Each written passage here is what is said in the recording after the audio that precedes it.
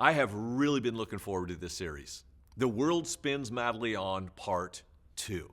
A year ago, we talked about the life of Elijah, probably the most famous prophet of the entire Old Testament. He passed the mantle on to Elisha. That's S-H-A, not J-H-A. So Elijah gives the mantle to Elisha. And even though he was his student, Elisha asked for a double portion from God, and God gave it to him. He actually did twice as many miracles as his mentor.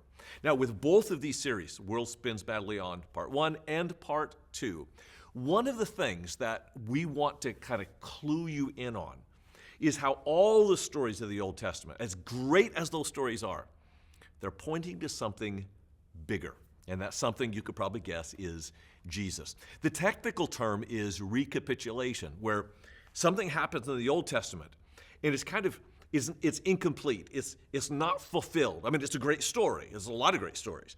But it points to something even more important, even more satisfying and fulfilling. So you've got this kind of shadow of the Old Testament and the light of Jesus in the New. So let me just process through some of the similarities between Elisha, the student of Elijah, and Jesus.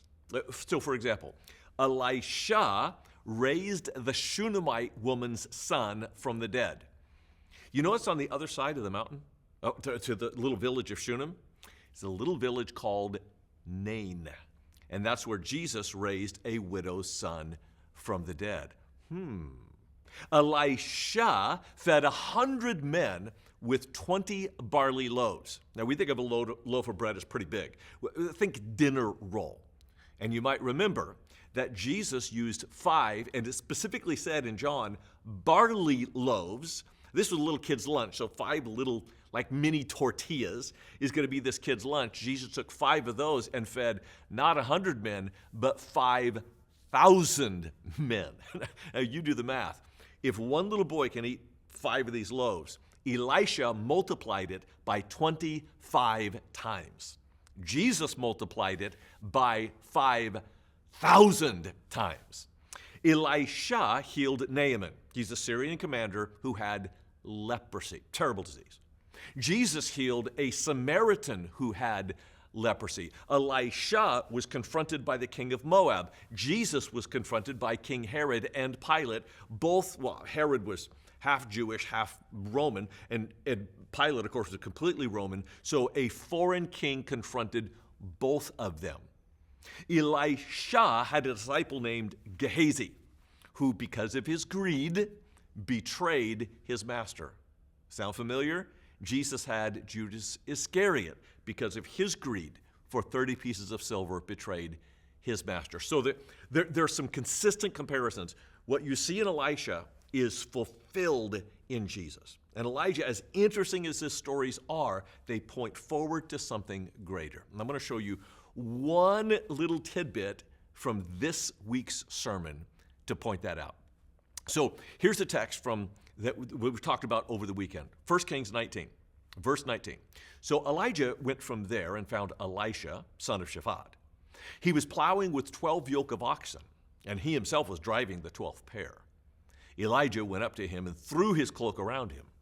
Elisha then left his oxen and ran after Elijah. "Let me kiss my father and mother goodbye," he said, "and then I'll come with you." "Go back," Elijah replied. "What have I done to you?" So Elisha left him and went back. He took his yoke of oxen and slaughtered them. He burned the plowing equipment to cook the meat and gave it to the people, and they ate. Then he set out to follow Elijah and became his servant. So there is this call, the mantle being passed from Elijah to Elisha.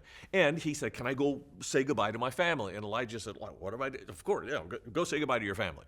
Watch what happens with Jesus. Again, shadow, light, shadow, light. Luke 9. Still another said, "I will follow you, Lord, but first let me go back and say goodbye to my family." Jesus replied, "No one who puts a hand to the plow and looks back is fit for service in the kingdom of God." Now, it may sound like Jesus is kind of bashing Elisha for going and saying goodbye to his family. He's not. Elisha, it was appropriate for him to say goodbye to his family. That's appropriate. Why is it no longer appropriate with Jesus? Remember the feeding, where Elisha multiplied the loaves 25 times, Jesus multiplied it 5,000 times. His life, his ministry is exponentially more important than Elisha's. And as Jesus' ministry heads to the finish line, which is a cross in Jerusalem, there is no time to say goodbye to your family. So one of the questions we have to ask ourselves is, are these just stories to us? Or is it pointing to something real and serious and compelling as we chase hard after Jesus? If Elijah required such devotion, how much more devotion does Jesus deserve? And that is something worth talking about.